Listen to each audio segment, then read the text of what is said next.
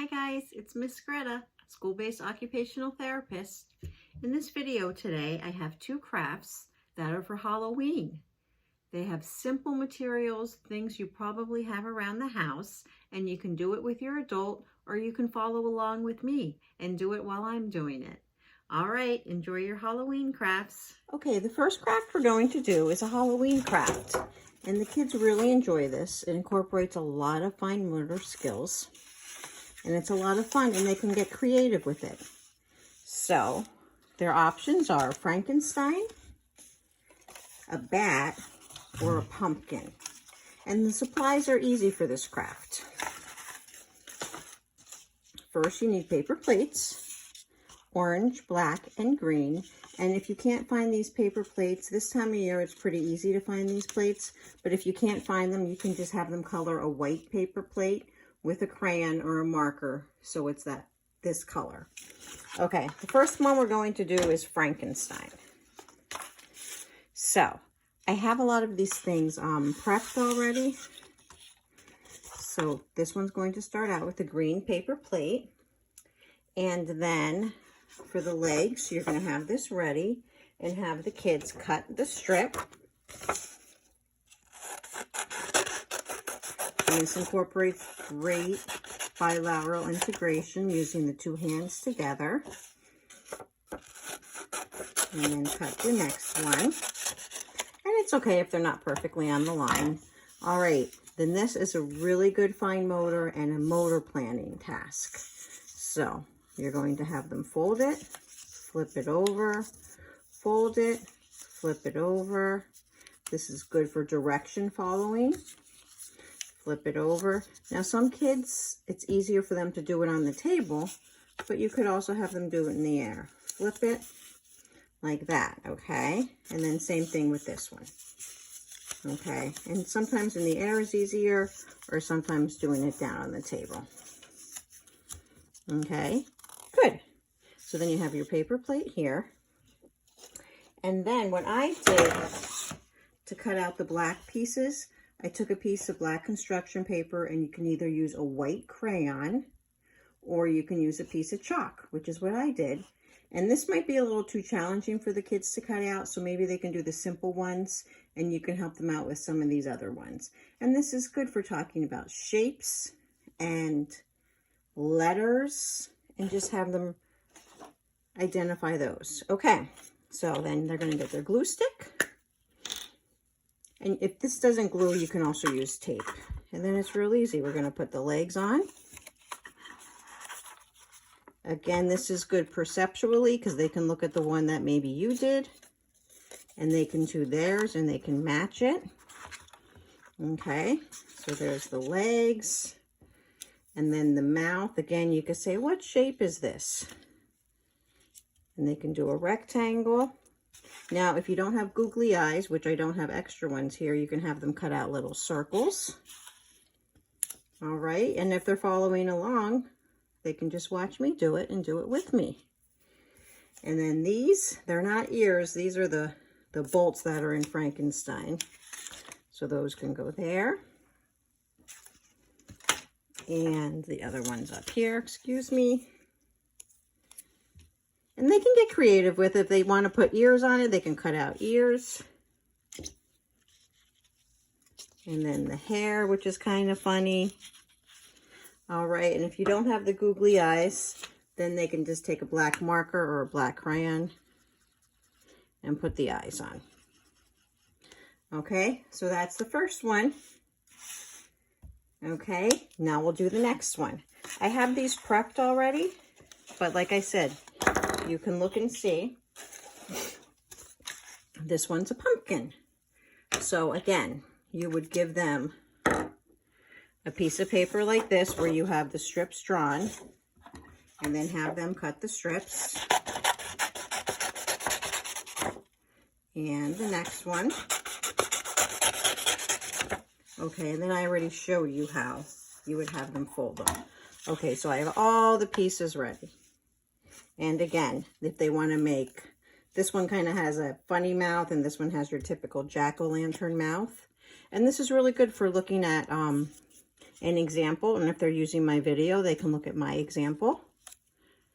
And perceptually placing everything that they need on here. Okay. Again, here's the eyes. And if they want to do black eyes, if they want to do blue eyes, that's what's nice about these, because you can get creative.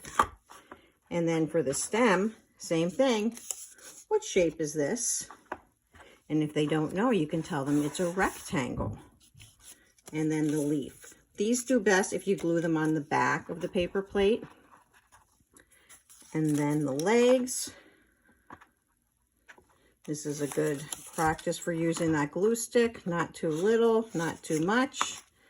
Flip it over. And again, if you don't have googly eyes, they can draw kind of silly eyes. They can draw eyes that don't match.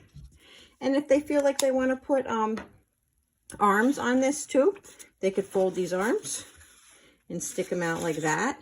So this is nice because they can get as creative as they'd like.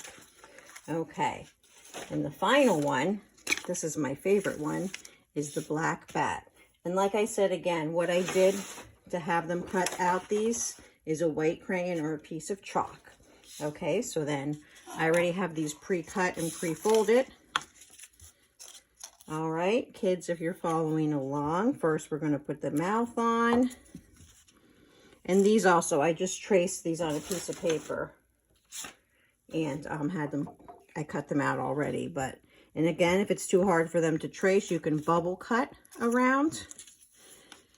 Okay, this looks kind of scary, huh? Then we're going to flip them over and we're going to put the wings on. They kind of look like crabs, I think, like crab arms. And we'll put the other wings on. And you could talk about colors. You can read a storybook with them, or you can talk about Halloween and things that they like to do at Halloween, like categories. You can say, what has to do with Halloween, or what has to do with autumn? All right, and there's our bat. And again, if you want to give his eyes kind of a goofy look, you can do that. All right, so there we go. So let me show you them all again so you can take a look in case you need to get the supplies. There's that one.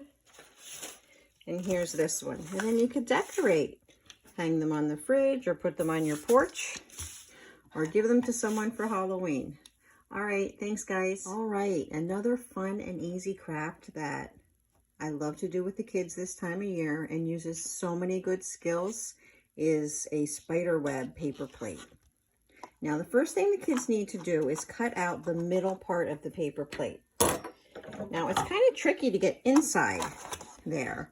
So what I usually do, and I would have the adult do, is start it like this for the kids, just to give them a little slip to get in there. And then I would draw a circle on the back of the plate so you can't see it from the front. And they would get their scissors in there. And if you're having them watch this and do along with me, we're going to take two hands.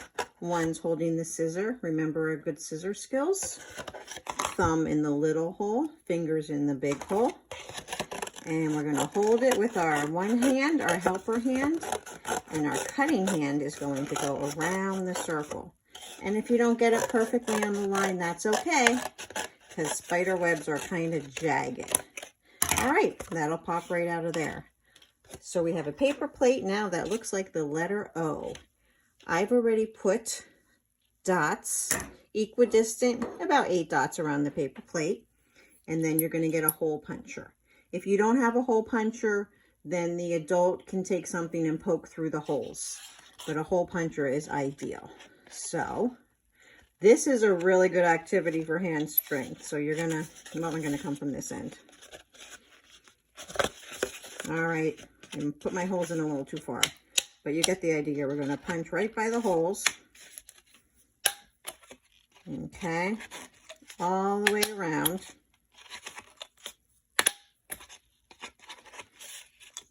And have the kids do this if they can. They might need to use 2 hands to squeeze this down. Okay. And again, another easy craft that you can do at home if your kids are doing school from home. This can be art class. All right, and the last one. Good. Okay, then you're going to get a piece of yarn or a piece of string or a shoelace if you have it. I like to start in the back so you can't see the back of it. And then you can tape it down so it doesn't pull through. Okay, this is a really long piece of string. So you know what, I'm going to cut off some of that.